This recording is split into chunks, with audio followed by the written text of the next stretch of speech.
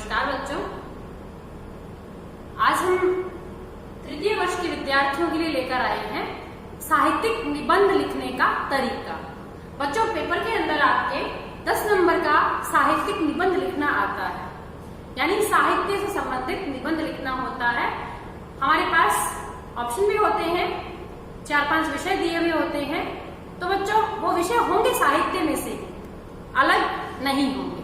तो ऐसे में हिंदी साहित्य के इतिहास को, उसके 4 कालखंडों को जानना, उन विशेषताओं को जानना और उनके कवियों को और रचनाओं को जानना महत्वपूर्ण है। तो आपने प्रथम वर्ष में आदिकाल और भक्तिकाल को जाना, द्वितीय वर्ष में रीतिकाल को, और इस साल आपके आधुनिक काल है।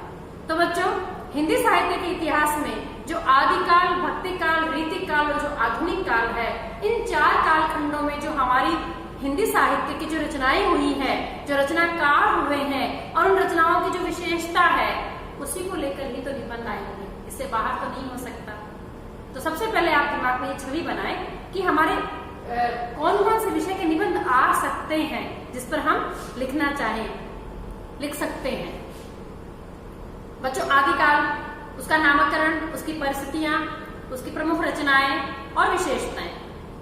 भक्तिकाल उसके संत संप्रदाय या सूफी काव्य पर, संत काव्य पर, राम काव्य पर, कृष्ण काव्य पर। इसके अलावा रीतिकाल के अंदर रीतिबद्ध, रीति मुक्त, रीति सिद्ध, ये सब विषय हो सकते हैं इन काल में। लेकिन आधुनिक काल में आपके क्या हो जाता है कि विषय बहुत लंबा चौड़ा विस्तृत हो जाता है, क्योंकि आपका जो आधुनिक काल है वो कई कालखंडों में बटा हुआ है। मैंने पूर्व के वीडियो में आपको बताया था, जिसमें आधुनिक काल का मैंने काल विभाजन समझाया है कि कैसे पहला युग भारतेंदु युग है और दूसरा द्विवेदी युग है, तीसरे युग को हम छायावाद कहते हैं, चौथा प्रगतिवाद है, तो 5वां प्रयोगवाद है, तो 6ठी नई कविता है, तो 7वीं आठोत्तरी है और 8वीं में नवीन पता नहीं क्या क्या वाद शुरू हो जाते हैं। तो ऐसे में आपके क्या क्या निबंध आ सकते हैं? भारतेंदु युग की विशेषता, द्विवेदी काल की, छायावाद की विशेषता, प्रगतिवाद पर निबंध, प्रयोगवाद पर निबंध, नई कविता पर निबंध, इस तरह के निबंध, या मेरा प्रिय कवि या मेरा प्रिय लेखक। बच्चों, ध्यान रखना होता है, कवि और लेखक में अंतर होता है। कवि कविताएं लिखता है, पद्य लिखता है, और लेखक गद्यात्मक रचनाएं लिखता है। इसलिए आप प्रेमचंद को कवि ना माने, प्रेमचंद लेखक में आते हैं, इस बात का ध्यान रखें। और सूर को लेखक ना माने, सूर कवि में आते हैं, ये अंतर। अब हम ध्यान रखेंगे, मैं आपको उदाहरण के साथ समझाऊंगी कि एक निबंध हमें लिखना है तो उस निबंध में किस चीजों का ध्यान रखने की हमें आवश्यकता है। सर्वप्रथम बच्चों, जो निबंध हम लिखने जा रहे हैं उसके विषय का हमें पूर्णतया प्रतिपादन करना है। जैसे निबंध आया आपके भक्तिकाल में निबंध लिख रहे हैं, तो विषय का प्रतिपादन करते हुए हम बताएंगे कि हिंदी साहित्य के इतिहास का ये जो दूसरा कालखंड है, इसकी समय सीमा क्या है, इसे भक्तिकाल क्यों कहा गया, बहुत लंबा चौड़ा नहीं, एक ही 2 पंक्ति में, इसे भक्तिकाल क्यों कहा गया, इस काल के प्रमुख रचनाकार कौन कौन हैं, भक्तिकाल को किन 2 प्रमुख भागों में बांटा जा सकता है, सगुण भक्ति और निर्गुण भक्ति। फिर सगुण के 2 भाग हैं, राम काव्य, कृष्ण काव्य, और निर्गुण भक्ति के 2 भाग हैं, सूफी और संत, ज्ञान मार्ग और प्रेम मार्ग। इस तरह से हम भक्ति काल का एक ढांचा, एक स्वरूप, विषय का प्रतिपादन करते हुए बताएंगे। फिर है पूर्णता, निबंध के अंदर पूर्णता होनी जरूरी है। यदि भक्ति काल के बारे में पूछा तो इस काल के समस्त रचनाकार, उनकी रचनाएं प्रमुख सारे नहीं आ सकते, लेकिन प्रमुख राम काव्य में गोस्वामी तुलसीदास जी हैं, कृष्ण काव्य में सूरदास जी हैं, ऐसे ही ज्ञानात्मकता में, ज्ञान धारा में हम देखें तो कवि कबीर हैं, और प्रेम मार्ग की देखें तो कवि जायसी हैं। तो इन चारों का उल्लेख होना जरूरी है, चारों मार्ग का उल्लेख, चारों के प्रमुख कवियों का उल्लेख, फिर उनकी रचनाओं का थोड़ा उल्लेख, और फिर उन रचनाओं की विशेषता, इन रचनाओं की क्या विशेषता है, और उसके साथ में ध्यान रखना होता है आवश्यक विस्तार का। बच्चों, आपको शब्द सीमा दी हुई होती है पेपर के अंदर कि आपको 200 शब्दों में निबंध लिखना है या 500 शब्दों में निबंध लिखना है। यदि 500 शब्दों में निबंध लिखना है तो एक निश्चित आवश्यक विस्तार का भी हमें, शब्द सीमा का भी ध्यान रखना होगा कि विषय के अंदर पूर्ण विषय आ जाए, विषय का प्रतिपादन हो जाए, बेशुमार भी नहीं कि हम 1000 शब्दों में निबंध लिख रहे हैं या 500 शब्दों का आया और 100 शब्दों में हमने खत्म कर दिया, ऐसा नहीं। क्रमबद्धता यूं नहीं है कि पहले मैं भक्तिकाल के कवियों के बारे में बताऊं फिर भक्तिकाल के बारे में बताऊं, नहीं बच्चों। क्रमबद्धता बिल्कुल क्रम के अनुसार, छोटे से जैसे बड़ा होता है ठीक वैसे ही पहले भक्तिकाल की समय सीमा क्या है, कब से कब माना गया, इसका क्यों भक्तिकाल कहा गया, फिर उसके बाद कौन से रचनाकार, कौन सी रचनाएं, क्यों है इसका महत्व है, ये सब बताते हुए इसके अंदर हमें क्रमबद्धता का होना जरूरी है। और ध्यान रखने की आवश्यकता है कि एक सूत्रता हो, एक ही धागे में पूरा निबंध पिरोया हुआ सा लगना चाहिए, थेगली सा या टुकड़ों सा नहीं होना चाहिए, टुकड़ों में नहीं, लगातार एक क्रमबद्ध। हमने लिखा कि ये रामकाव्य के प्रमुख कवि हुए गोस्वामी तुलसीदास जी, इनकी प्रमुख रचना है रामचरितमानस, इसमें उन्होंने राम के जीवन चरित्र के बारे में बहुत सुंदर आदर्श की स्थापना की।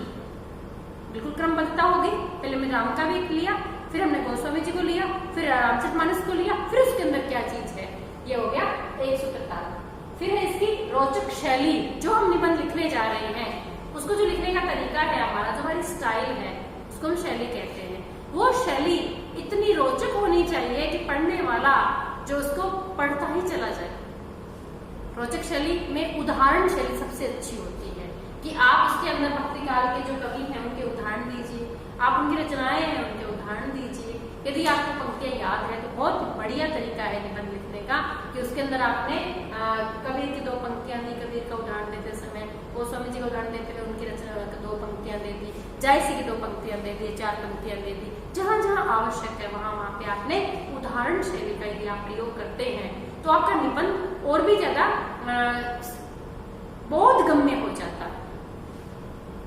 प्रभावी और सरस भाषा, उसकी जो भाषा है निबंध की, वो भाषा इतनी ज्यादा बोझिल नहीं होनी चाहिए, संस्कृत निष्ठ नहीं होनी चाहिए हमारे कि हम साहित्यिक शब्दों का इतना अधिक प्रयोग करें कि वो बहुत ही बोझिल बन जाए। नहीं बच्चों, भाषा जो है वो हमें सरस रखनी चाहिए और सरल भी रखनी चाहिए। जितनी सरल हम स्वयं की भाषा में, आप किताब की रटी हुई भाषा ना लेकर जाएं परीक्षा में, ना ही पासबुक की भाषा का प्रयोग करें, आप स्वयं की जो भाषा है आपकी उस भाषा का प्रयोग करते हुए उसके अंदर प्रभावी और सरस भाषा का प्रयोग करें। और अंत में है निष्कर्ष के साथ उस निबंध को पूर्ण करें। कि निष्कर्ष में आपको ये शब्द नहीं लिखना है निष्कर्ष है, नहीं, आपको निबंध को जब पूरा करना है, कंप्लीट करना है, एंड करना है, अंत में जाना है, समापन के समय आप निबंध के अंदर पूर्ण लिखेंगे कि भक्तिकाल वास्तव में हिंदी साहित्य का वो समय है जिसे हम स्वर्ण युग के नाम से जानते हैं, क्योंकि इसकी जो रचनाएं हैं वो कालजयी हैं और वो मानवता को राह दिखाने वाली है। ऐसे ही आपके हिंदी साहित्य में आ गया छायावाद, छायावाद पे निबंध लिखना है। तो वो जो छायावाद क्या है, छायावाद, तो सबसे पहले हम छायावाद के बारे में बताएंगे, फिर उसकी समय सीमा बताएंगे, फिर उसके प्रमुख कौन कौन से जो चतुष्टयी है हमारे, जिसको हम ब्रह्मा विष्णु महेश और छायावाद की शक्ति मानते हैं, उनके नाम देंगे कि भाई इसमें प्रसाद, पंथ, निराला, ये 3 प्रमुख आधार स्तंभ है छायावाद के। महादेव वर्मा को आदि शक्ति के रूप में माना जाता है। ये 4 प्रमुख आधार स्तंभ, बाकी कुछ और जो कवि हुए उनके नाम देंगे हम। उसके बाद उनकी प्रमुख रचनाएं देंगे, उन रचनाओं के अंदर छायावाद की क्या विशेषताएं हैं, हम उन विशेषताओं का वर्णन करेंगे। और विशेषताओं में बच्चों उदाहरण का होना जरूरी है। आप यदि पंथ की 2 रचनाएं रचना के बारे में बता रहे हैं कि प्रकृति परक रचनाएं लिखी उन्होंने छायावाद के अंदर, तो आप यदि प्रकृति का समावेश है छायावाद में, तो आप प्रकृति को लेकर पंथ की एक पंक्ति तो उसके अंदर डालेंगे ही डालेंगे। जैसे आपके पाठ्यक्रम में लागू है पंथ की जो नौका विहार कविता है, उसके अंदर गंगा नदी के अंदर जो कवि नौका विहार कर रहा है, आप उसको डाल सकते हो। आप ऐसे ही कामायनी का जो अंश आपके दिया हुआ है उसके अंदर उसका अंश लेकर डाल सकते हो। प्रसाद की रचना का उदाहरण देते समय, निराला का उदाहरण देते समय आप डाल सकते हो, महादेवी का। तो निबंध के अंदर बच्चों आपको पूरा विषय तैयार करना होता है। जो भी विषय आपके सामने, प्रगतिवाद आया तो प्रगतिवाद की कब स्थापना हुई, 1936 में लेखक संघ की स्थापना हुई, प्रेमचंद ने अध्यक्षता की थी, तो यह प्रगतिवाद आया। उसके बाद साहित्य के अंदर प्रगतिवाद किन विचारों को लेकर चला, मार्क्स के विचारों को लेकर चला है वो।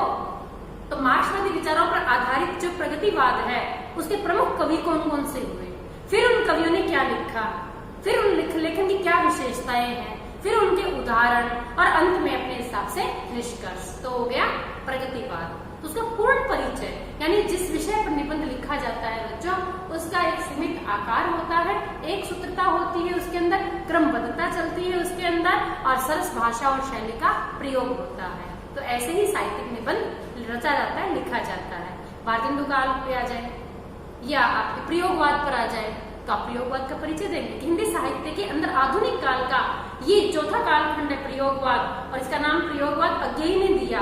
और उन्होंने जो रचनाएं 1943 में जो पहला तार सप्तक आया, 7 कवियों को लिया। तो बच्चों जो 4 सप्तक हैं इसके अंदर प्रमुख आधार स्तंभ प्रयोगवाद के, उन चारों सप्तकों के 7 कवियों के आपको 7 कवियों के नाम भी याद होने चाहिए। और याद करने की तरीका है, कवियों के आगे के जो शब्द है उनको ही तैयार कर लो, एक लड़ी में भिरो लो और उनके नामों को आप तैयार कर लो।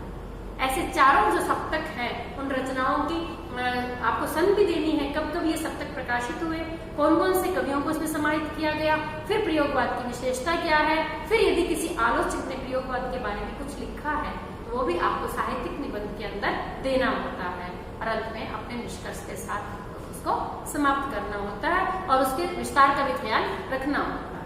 तो बच्चों चाहे आदिकाल पे हो, भक्तिकाल पे हो, रीतिकाल पे हो, किसी प्रिय लेखक या कवि पर हो, प्रिय लेखक या कवि पर आया तो क्या करोगे, उस कवि का थोड़ा जीवन परिचय।